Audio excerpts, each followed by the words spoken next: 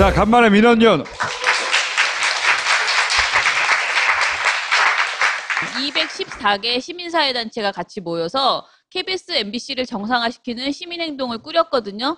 그래서 제가 거기에 홍보기획단장이라나 아무튼 그런 일을 지금 맡았습니다. 그래서 막 이 주제를 많이 알려야 되는 그런 상황이 지금 되었고요.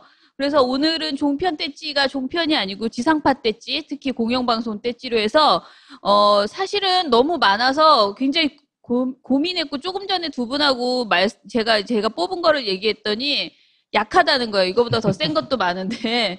근데 제가 생각하기에 최근에 한 3년 박근혜 정부 들어서 최악의 보도 5개씩 뽑았습니다. KBS, MBC.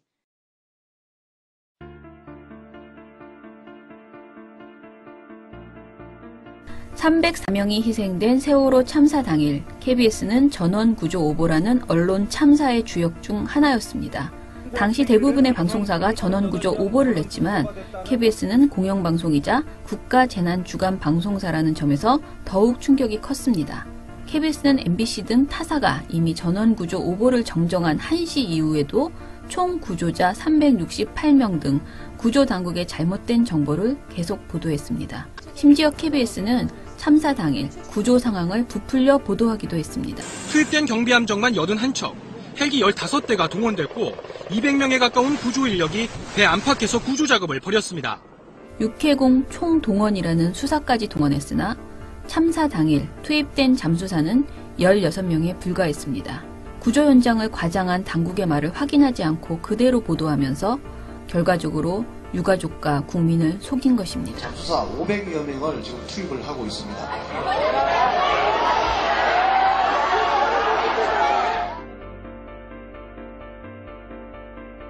KBS는 자사 드라마인 태양의 후예를 뉴스에서 선전하는 추태를 보였습니다. 2016년 2월 24일부터 3월 31일까지 메인 뉴스에서만 10건의 홍보 보도를 냈습니다. 중국에서 KBS 드라마 태양의 후예 열풍이 갈수록 거세지고 중국을 넘어서 이제는 동남아까지 한류 열풍을 되살리고 있는데요. 3일에 한 번꼴로 뉴스 드라마 광고를 선보인 셈입니다. 특히 태양의 후예는 태양의 후예도 보셨어요? 그래서 여기서 박근혜 전 대통령이 공개적으로 애정을 표한 드라마였죠. 때문에 KBS가 박근혜 씨의 개인 취향을 위해 뉴스를 이용했다는 비판까지 쏟아졌습니다. 사드 배치를 옹호한 KBS는 신보도 지침까지 내렸습니다. KBS는 2016년 7월 16일 황교안 총리에 대한 성주 주민의 항의를 25년 전 정원식 전 국무총리의 밀가루 세례 사례와 비교하라고 구체적으로 지시했습니다. 이후 19일에도 또 지시가 떨어집니다. 성주군청 충돌 사태 당시 통진당 등 외부인의 개입을 확인했다고 보도하라는 것이었죠. 이러한 왜곡 보도 지시에 분노한 박준영 취재부장은 이례적으로 직접 리포트에 나섰고 경찰은 당시 이 설명에 민중연합당과 전 통진당 관계자 등 5명이 참석한 것을 복수의 경찰관이 목격했다고 밝혔습니다. 외부인이 없다는 성주 투쟁이의 입장을 넣어 그나마 균형을 지키려 했습니다. 외부 세력을 성주 군민들이 투입시키는 것 같이 꾸며서 자꾸 종북몰이를 하고 그런 사람. 그러나 KBS는 왜곡 보도 지시에 반발한 박준영 취재부장 등 대구 총국 기자들을 특별 감사로 압박했습니다. KBS는 자사가 30여억 원을 투자한 영화 인천 상륙작전을 홍보하기 위해 자사 뉴스 프로그램을 총동원했습니다. 메가더 장군 역할로 등장하는 할리우드 배우 리암 니슨이 우리나라를 찾았습니다. 이런 홍보 보도만 해도 무려 50건에 이르렀고 이 중 메인 뉴스의 보도도 6건이나 있었습니다. 심지어 KBS는 일부 좌파 평론가들이 이 영화에 낮은 평점을 주고 있다는 리포트를 내라고 문화부 기자에게 강요하기도 했습니다. 기자들이 이를 거부하자 KBS는 감봉 2개월의 징계까지 내렸습니다. 하지만 2017년 6월 법원은 KBS의 징계가 무효라고 판결했습니다. 경찰의 물대포에 맞아 사망한 백남기 농민의 사망 진단서에서 서울대병원이 사인을 외인사가 아닌 병사로 기재하면서 사인 왜곡 논란이 불거졌습니다. 이때도 KBS는 편파적인 보도 제목을 뽑았습니다. 서울대병원은 사망진단서가 지침과는 다르게 작성됐지만 진단서 자체에는 문제가 없고 의료진에 대한 외압도 없었다고 밝혔습니다. 당시 서울대 특별조사위원회 기자회견에서 사인 왜곡을 인정한 이윤성 위원장의 발언은 빼고 300일이 넘는 기간이 있었지만 인과관계가 단절되지 않았다면 외인사였다고 본다. 그게 그 사망 진단서 작성 지침의 내용입니다. 대신 유족 때문에 백농민이 사망했다는 백선아 교수의 주장은 상세히 전한 것입니다. 가족분들이 적극적인 치료를 원하지 않아 체외 투석 등의 치료를 시행하지 못하였습니다. 이러한 이유로 사망의 종류를 병사로 표기하였습니다.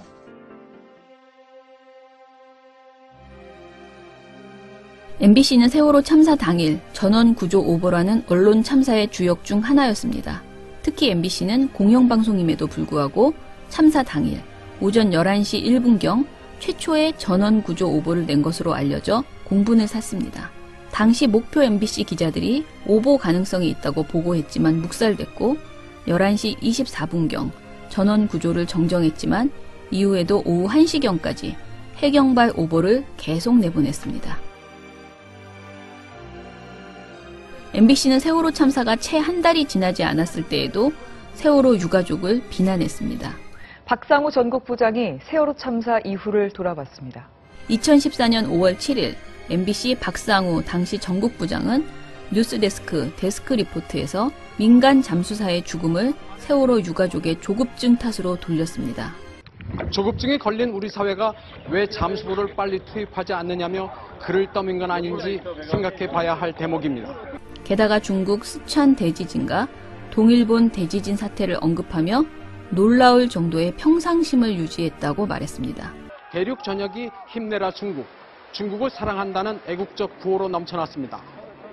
동일본 사태를 겪은 일본인들은 가눌 수 없는 슬픔을 혼내, 즉 속마음에 깊이 감추고 다떼마에, 즉 외면은 놀라울 정도의 평상심을 유지했습니다. 세월호 유가족도 그래야 한다는 의미였던 것이죠.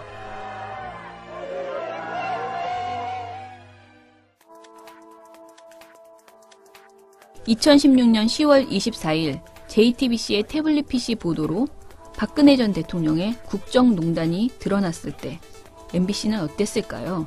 MBC는 필사적으로 태블릿 PC는 조작이라는 프레임에 매달렸습니다. 박근혜 탄핵안이 가결된 12월에도 MBC는 태블릿 PC 조작 의혹을 무려 11건이나 보도했습니다. JTBC가 보도 후에 제공한 것까지 2대가 검찰에 제출된 것이냐는 의혹이 제기됐는데요. 시 변호인인 이경재 변호사는 최 씨가 고 씨에게 태블릿 PC 자체를 준 적이 없다고 밝혔습니다. 최 씨는 물론 정호성 전 비서관 측까지 나서 이 태블릿 PC의 감정 필요성을 주장했습니다. 하지만 그 내용은 모두 일방적이고 근거 없는 주장들이었습니다. 박근혜 전 대통령이 파면된 3월 10일에는 피청구인 대통령 박근혜를 파면한다. 느닷없이 탄핵을 반대하고 폭력 시위로 희생자를 발생시킨 탄핵 반대 집회를 칭송했습니다. 보수 세력을 광장으로 이끄는 원동력이 됐다는 평가입니다. 3.1절 집회에서는 청와대 200m 앞까지 행진해 박 대통령에게 응원의 메시지를 보내기도 했습니다. 하지만 헌재가 탄핵 인용을 결정하면서 태극기 집회 참가자들의 기대는 분노와 절망으로 바뀌었습니다. 주최 측 추산 누적 참가자 1,500만 명, 19번에 걸쳐 펄럭였던 태극기의 물결은 대통령 퇴진을 막지 못했지만 보수권 집회에 새로운 장을 마련했다는 평가를 받고 있습니다. 누적 참가자가 1,500만 명이라는 황당한 보도를 하며 태극기 집회를 극찬했습니다. 문재인 정부 초기 인선이 진행되던 지난 6월, MBC는 도종환 문체부 장관 후보자의 청문회를 보도하면서 도 후보자가 1948년 8월 15일 대한민국 건국일을 인정하지 않는다는 문제가 불거졌습니다. 헌법을 부정하는 초유의 리포트를 냈습니다. 국가의 3대 요소는 영토, 국민, 주권인데 1919년은 영토와 주권을 상실해 국가로서 인정받을 수 없는 시기라는 게 국내외 학자들의 정설입니다. MBC는 헌법 전문에 대한민국의 정통성으로 명시된 임시정부 수립을 1919년 건국설이라며 하나의 가설로 취급했습니다. 심지어 극우 논란을 빚은 유석춘 교수 인터뷰까지 덧붙여 1919년 건국설을 주장하는 사람들은 종북이라는 몰상식한 주장까지 서슴지 않았습니다. 좌파들은 나중에 대한민국 건국에 방해를 하고 북한 편을 들어요. 그 북한의 핵심 인물들을 다 우리가 건국 인사로 하겠다는 게. 류 교수는 또 이승만 대한민국 초대 대통령의 역할을 깎아내리고 건국 핵심 가치인 공산주의 반대를 지우려는 의도가 있다고 주장했습니다. 더 놀라운 사실은 건국절 관련 질의가 청문회에서는 나오지도 않았는데 도종환 후보자가 건국절을 부정해 논란이라고 보도했다는 것입니다. 최악이 아니고 평상시 하던 정도인데요, 보니까. 응? 어제 오늘 또 업데이트가 되더라고요. 금방. 왜냐하면 오늘도 이호성 방통위원장에 대해서 MBC가 보도를 했는데 그 내용이 이호성 방통위원장에게 이제 광우병 보도에 대해서 어떻게 생각하느냐. 문제 없다. 라고 그랬더니 그것이 문제라고. 저런 조금 전에 도종환 후보자 말한 것처럼 이 발언이 이 사람의 그 문제다. 라고 또 보도를 냈더라고요. 그리고 지금 그 청와대 캐비닛 문건 그 있잖아요. 그 보도를 KBS, MBC 모두 처음에 발견된 날 한 건, 그리고 또 추가 발견된 날 어제 또 한 건. 다른 데는 당연히 뭐 굉장히 지금 많이 심지어 물론 잘 못 보도하는 TV조선 채널A 왜곡 보도하고 있죠. 그런 데는 그래도 굉장히 많은 양을 보도하면서 왜곡을 일삼는데 KBS, MBC는 그냥 한 건 간단하게. 그러니까 거의 아직도 저는 그야말로 적폐 세력이고 아직도 전혀 개선되지 못하고 있는 그런 상황이다. 이렇게. KBS, MBC는 그러니까 박근혜 시절의 방송을 그냥 하고 있는 거잖아요. 예, 맞아요. 여전히 똑같이. 예. 근데 저희가 이 시민행동을 하려고 하니까 한다고 이렇게 운을 띄우니까 많은 분들이 진짜 아까 말씀하셨지만 비판을 그렇게 하시더라고요. 할 일 없이 왜 그런 걸 하느냐. 하지 마라라는 얘기. 그리고 망해도 된다라고 굉장히 망해도 된다. 얘기를 많이 하시는데 저는 그렇게 생각을 안 하는 거예요. 왜냐하면 저는 여러분들 지금 여기 계신 분들은 조금 이렇게 세대가 어떤지 모르겠는데 세대가요. 저희 민원연에 들어온 활동가들을 보니까 한 10년 전에 대학을 갔던 친구들, 지금 한 30살 요 정도 나는 친구들은요.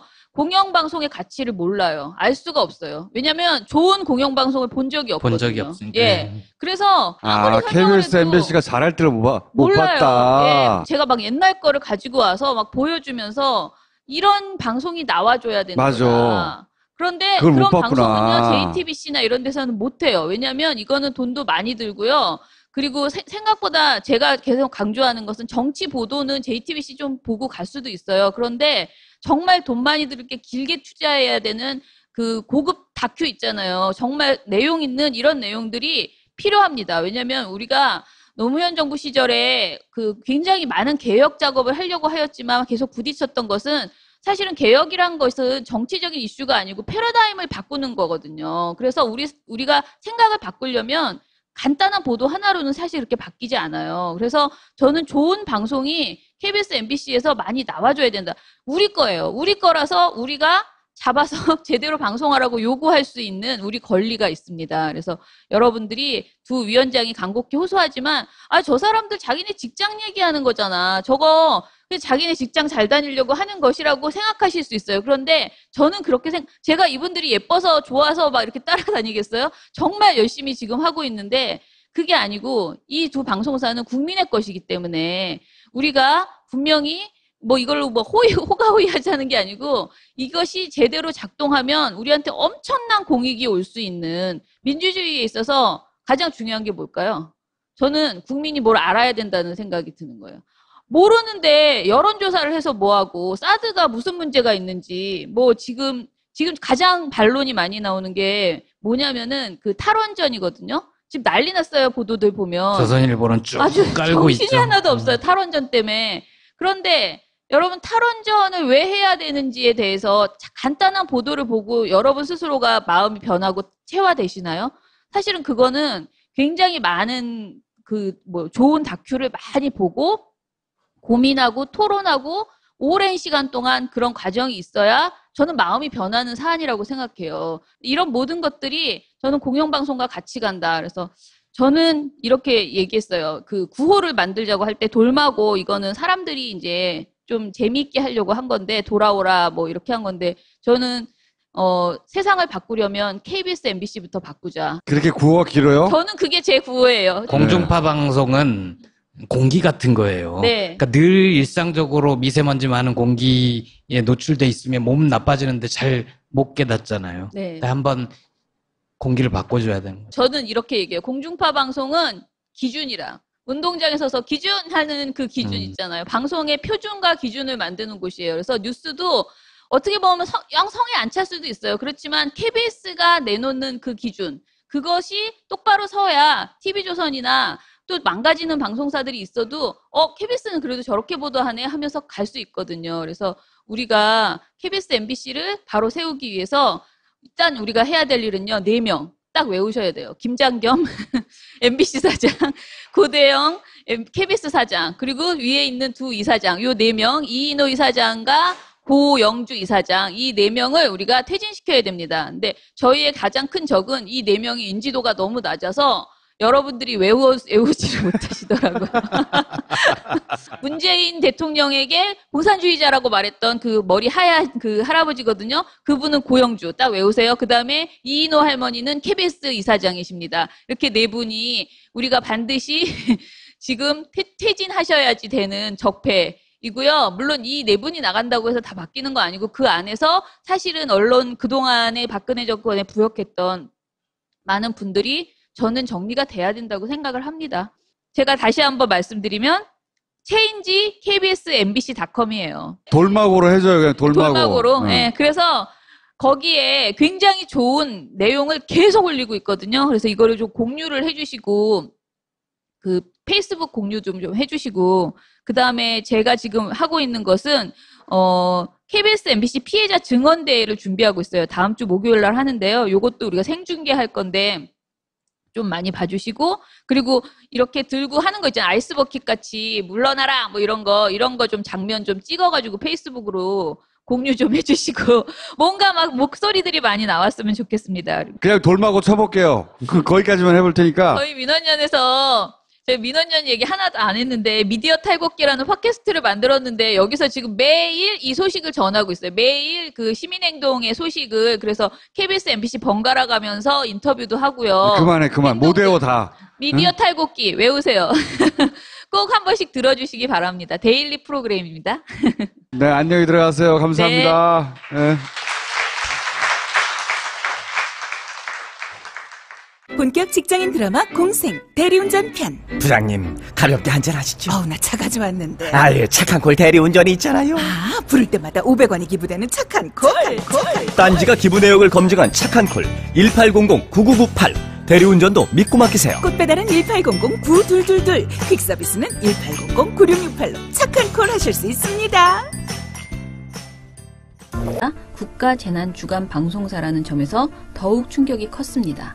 KBS는 MBC 등 타사가 이미 전원구조 오보를 정정한 1시 이후에도 총 구조자 368명 등 구조당국의 잘못된 정보를 계속 보도했습니다. 심지어 KBS는 참사 당일 구조 상황을 부풀려 보도하기도 했습니다. 투입된 경비함정만 81척, 헬기 15대가 동원됐고 200명에 가까운 구조 인력이 배 안팎에서 구조 작업을 벌였습니다.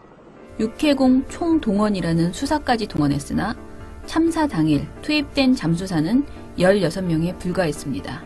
구조 현장을 과장한 당국의 말을 확인하지 않고 그대로 보도하면서 결과적으로 유가족과 국민을 속인 것입니다. 잠수사 500여 명을 지금 투입을 하고 있습니다.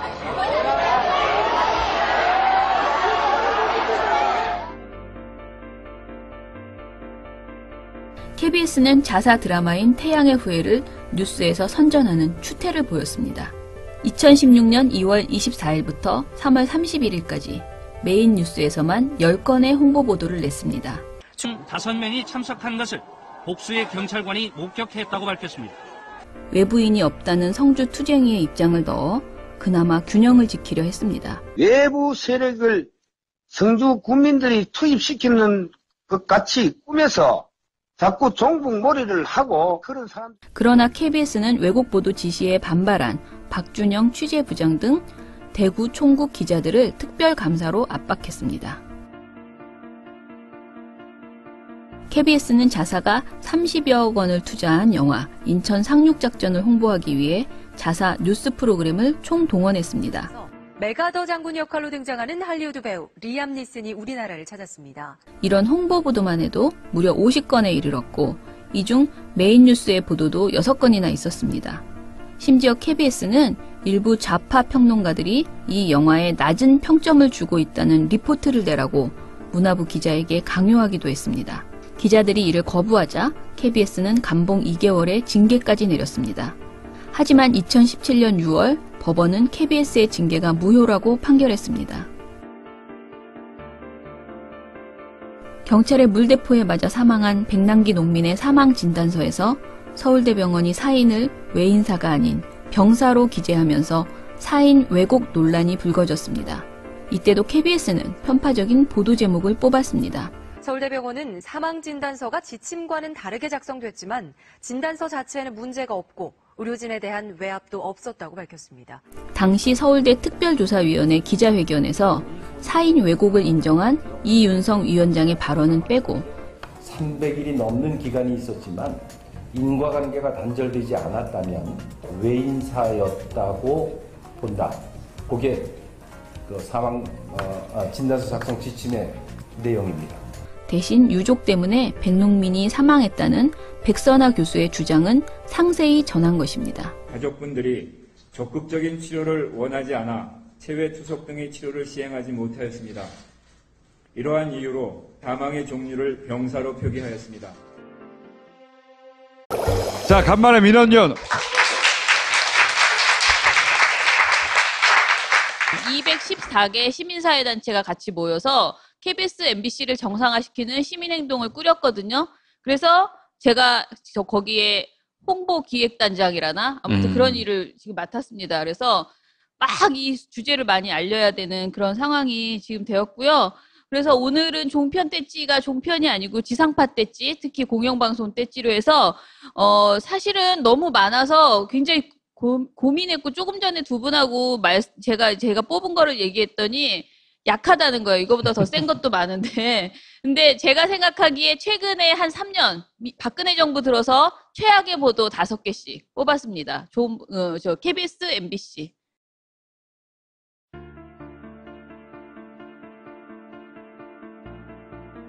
(304명이) 희생된 세월호 참사 당일 KBS는 전원구조 오보라는 언론 참사의 주역 중 하나였습니다. 당시 대부분의 방송사가 전원구조 오보를 냈지만 KBS는 공영방송이자 중국에서 KBS 드라마 태양의 후예 열풍이 갈수록 거세지고 중국을 넘어서 이제는 동남아까지 한류 열풍을 되살리고 있는데요. 3일에 한 번꼴로 뉴스 드라마 광고를 선보인 셈입니다. 특히 태양의 후예는 태양의 후예도 보셨어요? 그래서 여기서 박근혜 전 대통령이 공개적으로 애정을 표한 드라마였죠. 때문에 KBS가 박근혜 씨의 개인 취향을 위해 뉴스를 이용했다는 비판까지 쏟아졌습니다. 사드 배치를 옹호한 KBS는 신보도 지침까지 내렸습니다. KBS는 2016년 7월 16일 황교안 총리에 대한 성주 주민의 항의를 25년 전 정원식 전 국무총리의 밀가루 세례 사례와 비교하라고 구체적으로 지시했습니다. 이후 19일에도 또 지시가 떨어집니다. 성주군청 충돌 사태 당시 통진당 등 외부인의 개입을 확인했다고 보도하라는 것이었죠. 이러한 왜곡 보도 지시에 분노한 박준영 취재부장은 이례적으로 직접 리포트에 나섰고 경찰은 당시 이 설명에 민중연합당과 전 통진당 관계자 등